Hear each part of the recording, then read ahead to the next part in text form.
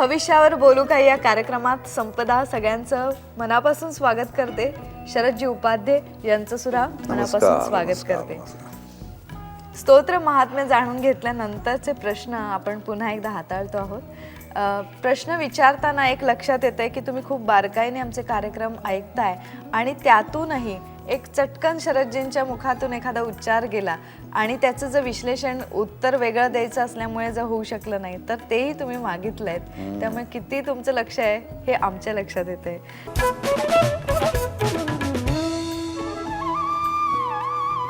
पहिला प्रश्न घेते.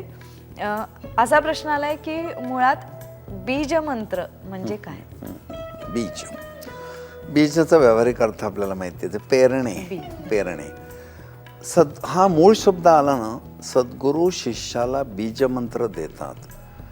मूळ आता आपण तुला भागवत सप्ताहातले गंमत सांगतो. श्रीकृष्ण मक्खन चोर वगैरे असे शब्द वापरतात. कधी कधी सामान्य माणसाला कळत नाही देव आणि चोरी कशी. तर लोणी हे सार आहे. त्यामुळे श्रीकृष्णांच्या चरित्राचं सार आम्हाला नुसत्या सगळ्या कथा नको, त्याचं सार, गुरुचरित्राचं सार. सार म्हणजे लोणी, घुसळून घुसळून काढलेलं. दुग्धीचं आहे नवनीत, दुधामध्येच आहे ते, पण ते घुसळून काढायला लागतं. तसं अभ्यासाने चिंतनाने जे मिळतं ते सार, लोणी, तसं हे बीज. मग गुरु शिष्याला त्याची सगळी मानसिकता बघून बीज मंत्र देतात. असा हा सद्गुरूंनी शिष्याला कर्णद्वारे दिलेला बीज मंत्र त्याच्या उपासनेने कुंडलिनी जागृती करून स्वरूप बघणे. नुसतं रूप नाही, स्वरूप. ध्यानामध्ये स्वतःचं अंगुष्ठमात्र रूप बघणे, अनुभव घेणे, मीच आहे तो ब्रह्मास्मी अनुभव घेणे, एवढी तयारी करून घेणारा तो बीज मंत्र. आणि सहज एखाद्याने दुसऱ्याला प्रेमाने सांगावं ते स्तोत्र. आणि संतांना जाता येता ईश्वरी प्रेमाने स्फुरलेले ते श्लोक. म्हणजे रामकृष्ण परमहंसाने विवेकानंदांना जे दिलं तो बीजमंत्र म्हणायला हवा. कारण त्यांनी सांगितलं मला देव बघायचं आहे. महाकालींचं स्वरूप नित्य अनुभवणारे महाराज, त्यांचं सगळं ते स्वरूप बघून विवेकानंदांना असं आश्चर्य वाटलं. ते भाविक होते पण चिकित्सकही होते. मग त्यांनी ते सगळं समजून घेऊन मला अनुभव द्या म्हटल्यावर विवेकानंदांना ध्यानाला बसवलं, तो मंत्र दिला. स्वतःच्या देहातनं बाहेर काढलं त्यांना. म्हणजे तू देह नाही आहेस तर मी कोण आहे. केवढा शॉक बसतो ना, देहाच्या बाहेर मी आलो, कुठे काय कळत नाही. एवढ्या मोठ्या शक्तीचे विवेकानंद ओरडले, काय करताय, असं काय करताय तुम्ही. आणि त्याला परत देहात आणलं. म्हणजे ब्रह्म बघायचं सोपं नाही आहे, तयारी करायला लागते. तिथून त्यांची तयारी झाली.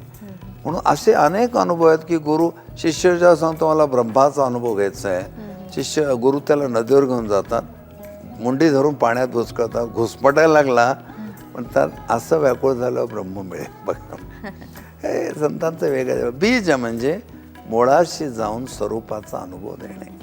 पुढचा प्रश्न एक आहे की स्त्री उपनयन विधी आता का होत नाहीत? स्त्रियांनी जर उद्या ठरवलं ना की आम्हाला सुद्धा आमची मुंज करायची आहे आणि तुम्ही आम्हाला तो अधिकार सगळा जो वैदिक मंत्राचा, रुद्र म्हणण्याचा, प्रेताचा दाह करण्याचा द्या. मला भाऊ नाही, माझे वडील गेल्यानंतर मला असं मी का नाही करायचं. हे सगळं मडकं घेऊन ते प्रदक्षिणा करतात, अश्म्याने तो फोडतात मडकं.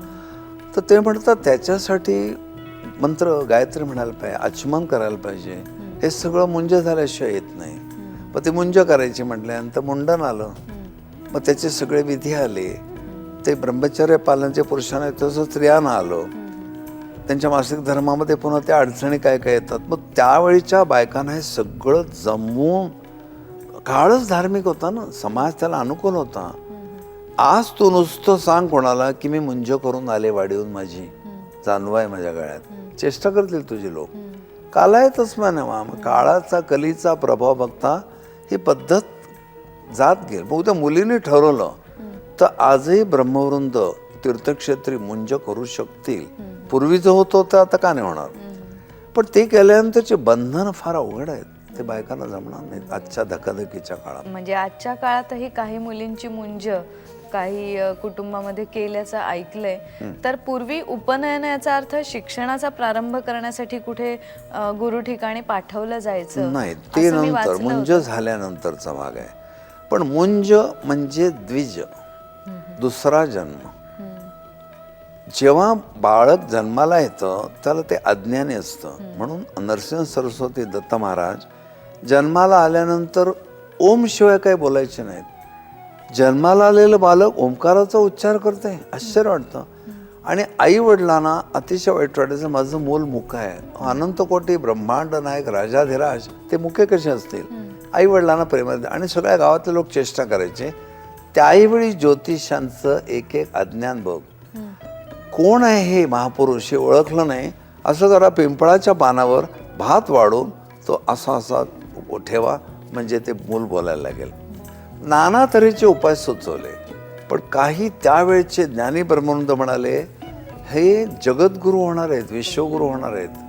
आणि मग ज्यावेळेला आईवडिलांना फारच त्रास व्हायला लागला तर त्यांनी मुंज करायची ठरवली. तर गावचे उपटसुंब लोक चेष्टा करायला लागले, काय मुख्याची मुंज करतायत, जाऊ दे, आम्हाला काय करायचंय. ढोबळ त्यावेळेचा डब्बू पैसा होता, आम्हाला दक्षिणा मिळेल असले पण वृत्तीचे लोक होते. दत्त महाराज म्हणले काय करणार, जाऊ दे सगळ्या. पण मुंज झाल्यावर पहिला शब्द काय म्हणाले, अग्ने मिळे पुरोहितम. वेदाचा उच्चार केला दत्त महाराजांनी. तोपर्यंत जानवं काढून फक्त दाखवायचे, मुंज झाल्याशिवाय मी बोलणार नाही. जे बोलीन ते शहाणपणाचं बोलीन. म्हणून मुलाची मुंज झाल्यावरच खऱ्या अर्थाने तो द्विज होतो. तिथे त्याला वडिलांकडून गायत्री मंत्राचा उपदेश होतो. तो गायत्री मंत्राचा उपदेशाचा नवीन जन्म आहे. मग गुरुकुलात जाणं वगैरे नंतरचा भाग आला. पण त्याने केशवायन सुरू केलं पाहिजे रोज. आणि आपली स्वतःची गायत्री मंत्राने आत्मिक शक्ती वाढवणं, त्रिकाल संध्या करणं, अगदी त्रिकाल नाही जमली तर द्विकाल करणं. आणि आजही तो नरसोबाच्या वाडीला गेला तर तिथले ब्राह्मण पवित्र सकाळी स्नान करून उत्तरेकडे तोंड करून व्यवस्थित महाराजांनी घालून दिलेल्या मार्गाने वागतात.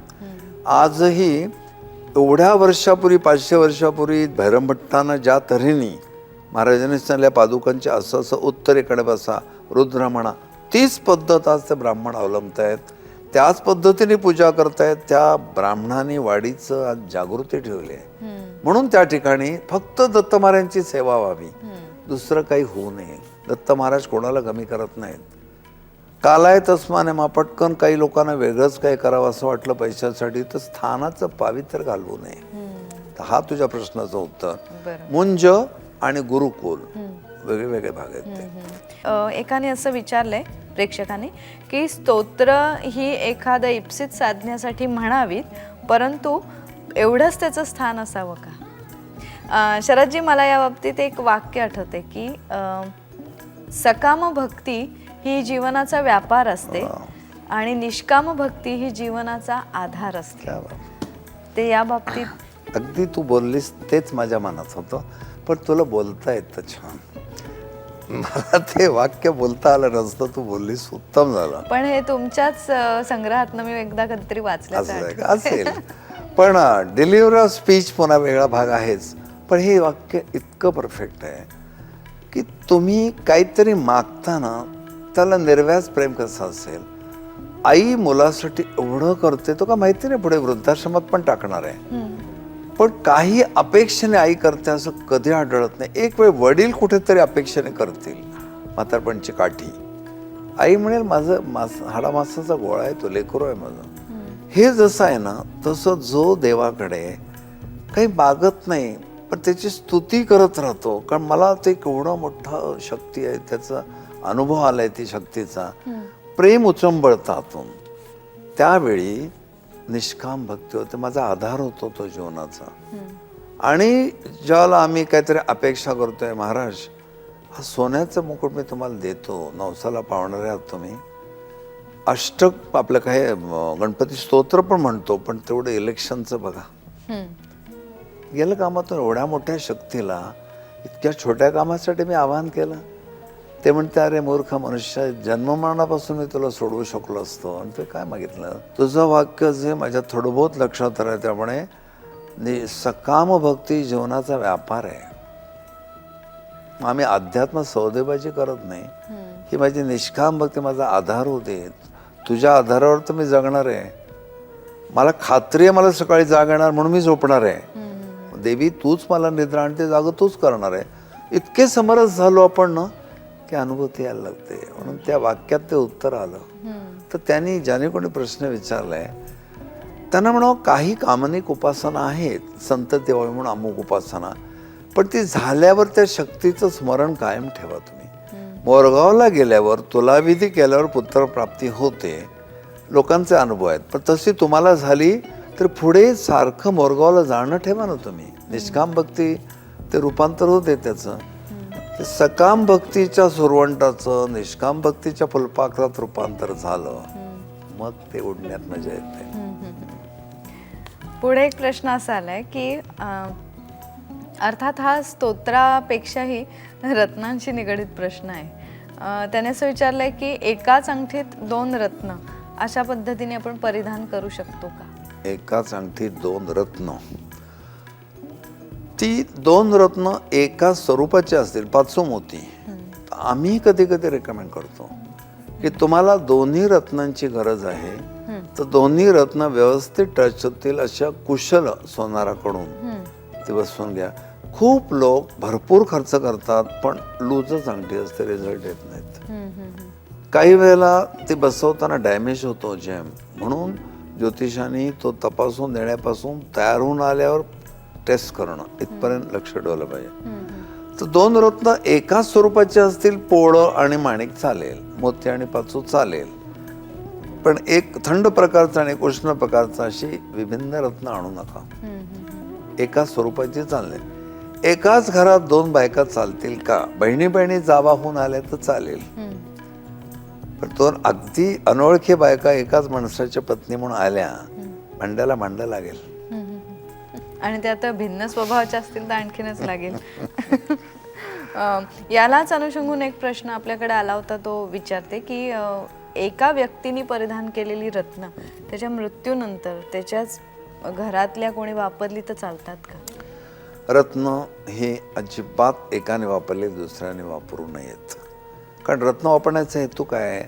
त्याचे सगळे दोष आहेत ते जावेत, ते कुठेतरी रत्नात ते ग्रहण केलेले असतात.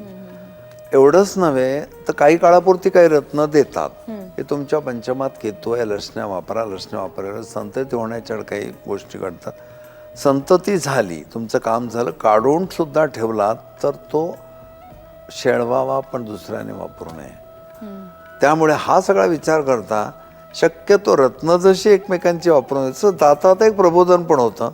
वस्त्र सुद्धा वापरू नयेत, कंगवे वापरू नयेत, त्यांनी परिणाम झालेले अनुभव असे आहेत.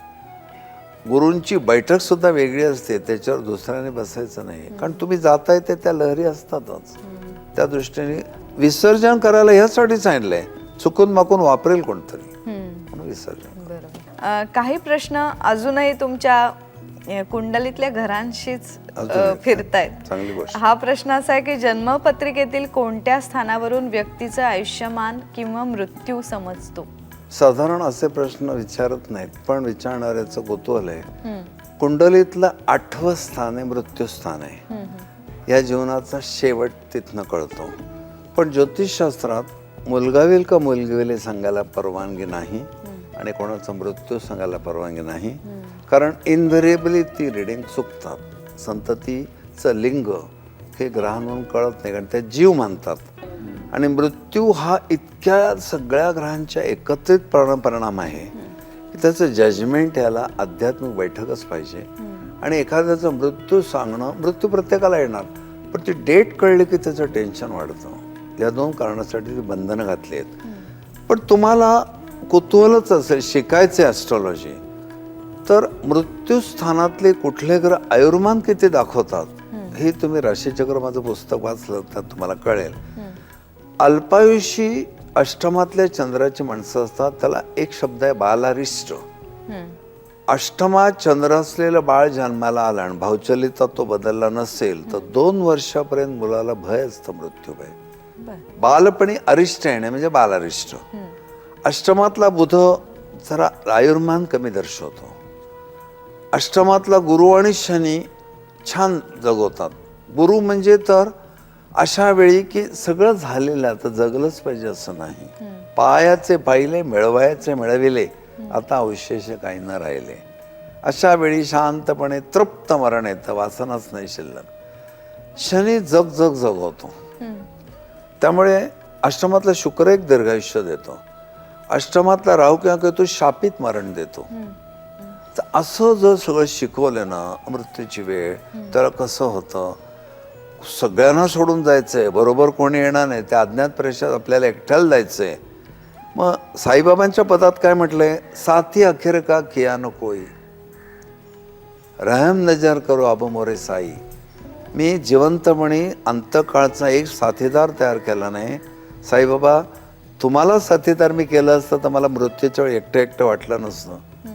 रहम नजर करो अब मोरे साई, असं पद आहे.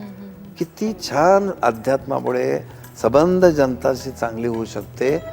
त्या अध्यात्म विषयाची चेष्टा करणारे लोक आहेत. जरा फिजिक्स केमिस्ट्री यश मिळवल्याबरोबर हे कसलं देव आणि कसलं काय, पाळी आल्यावर पुंड लागून कशाला धावता. मग माझं मत असं आहे, हे शिक्षण द्यावं मुलांना. हे असं असं आहे, तुम्ही नीट वागा. नीट वागा म्हणून सांगून होत नाही. कायद्याचा बडगा दाखवला तर काही लोक नीट वागतात ना, तसं हे सांगा ना, अशा अशा गती असतात. असा हा मृत्यूचा विचार अष्टम स्थानावर करतात. तुम्हाला प्रश्न विचारला तर मला कसं फिरावं लागतं द्राविडी प्राणायामाने, तेव्हा मृत्यू कशा तऱ्हेने येईल, अल्पायू, मध्यायू, दीर्घायू, शतायू आहे का ते कळेल आणि त्यावेळीची परिस्थिती कळेल. तुम्ही बरेचदा बोलता बोलता विठ्ठल मात्रा घ्यावी तेणे पथ्ये सांभाळावी असं म्हणता, ते का? तुम्हाला वैद्यराज मात्रा देतात, ही दत्तप्रबोधाला ही दत्तप्रबोधिनी मात्रा पाजी जीवा पवित्र असं म्हटलंय. तर तुम्हाला एक विशिष्ट होमिओपॅथीच्या औषधं दिल्यावर कॉफी नाही म्हणून सांगतो, पथ्य आलं. निश्चय कॉफीच्या त्या सगळ्या द्रव्याचा होमिओपॅथीच्या औषधांवर परिणाम होत असणार, मग कॉफी पिऊ नका. खोकला झालेल्या माणसाला मग चिंच खाऊ नका, पथ्य आलंच. मी तुम्हाला औषध देतो, पण तुम्ही औषध घेऊन पुन्हा चिंच खाल्ली तर खोकला जाणार नाही. तसं मी विठ्ठल मात्रा घेतली म्हणजे मी एक भक्तिसागर घेतलं, महालक्ष्मी अष्टक म्हणायला सुरुवात केली, पण पाप करत राहिलो, महापाप विनाशनम असं नाही चालणार. एक चमचा जर खाली नुसता पडला ना, तुम्ही चमचा बायका धुवून घेता आणि मग त्या पदार्थात घालता. मग तसं आमचं मन कुठल्या तरी विषयाच्या घाणीत पडलंय आणि त्याच मनाने आम्ही देवाचं स्मरण करतोय, देवाला पोहणार नाही. ते स्वच्छ शुद्ध अंतकरण करूनच ती उपासना करावी, याला मात्रा म्हणणं. मग विठ्ठलाच्या उपासनेने फळ पाहिजे ना, पथ्य सांभाळा. अतिपथ्य म्हणजे अंतकरण दूषित होऊ न देणं पापाने. बरोबर. म्हणजे हा प्रश्न प्रेक्षकानेच विचारलेला होता की विठ्ठल मात्रा घ्यावी तेणे पथ्य सांभाळावी, असं तुमचं त्याने ऐकून त्याच्याचा प्रश्न विचारलेला आहे. तेव्हा आता हे उत्तरही ऐकून मनात रुजवतील अशी अपेक्षा करते. आज आपण इथेच थांबूया.